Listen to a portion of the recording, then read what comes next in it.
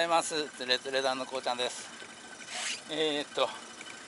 ネオなんですが、エンジンがいかれてしまって修理に出してたんですけど、ようやく直していただきました。ありがとうございます。今エンジンかけたんですけど、修理に出す前よりは全然静かに快適に回っていると思います。じゃあここから母校のエバママリンクラブまで帰ろうと思います。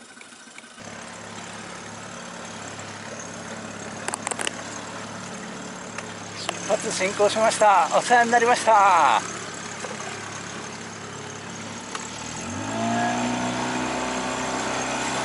おお、いいね、いい感じです。オーバーホールしたんでね、もう大丈夫だと思いますよ。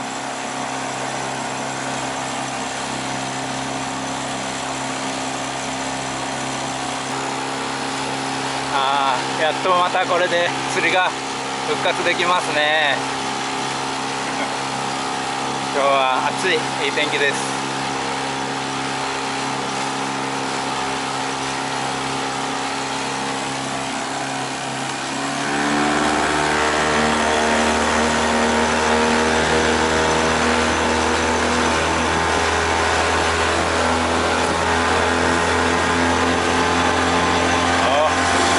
です。もうこれは完璧に治ってますね。ありがとうございました。本当にお世話になりました。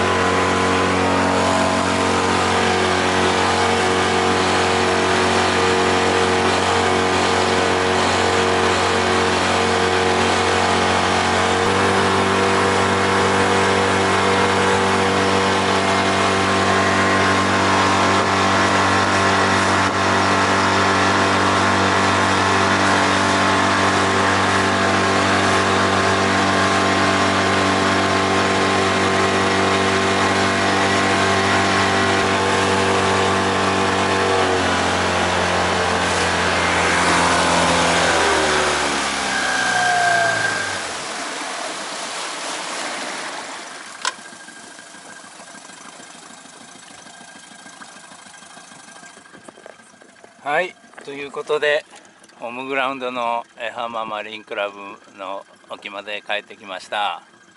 今回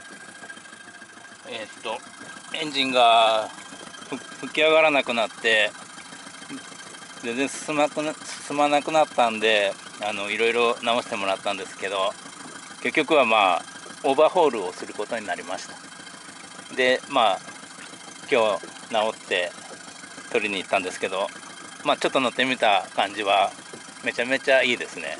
アイドリングもすごい静かになって、今まで相当酷使してたんでしょうね。なんか聞くところによると中の状態がすごく悪い状態だったみたいです。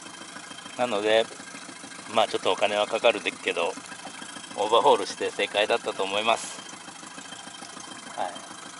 はい、なんか今日魚釣りして帰りたかったんですけどね、この後車のオイル交換入れとるんでもう時間がないので帰ろうと思います。その前にちょっと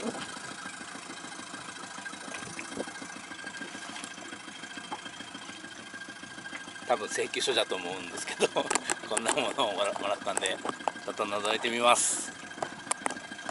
はい、出ました。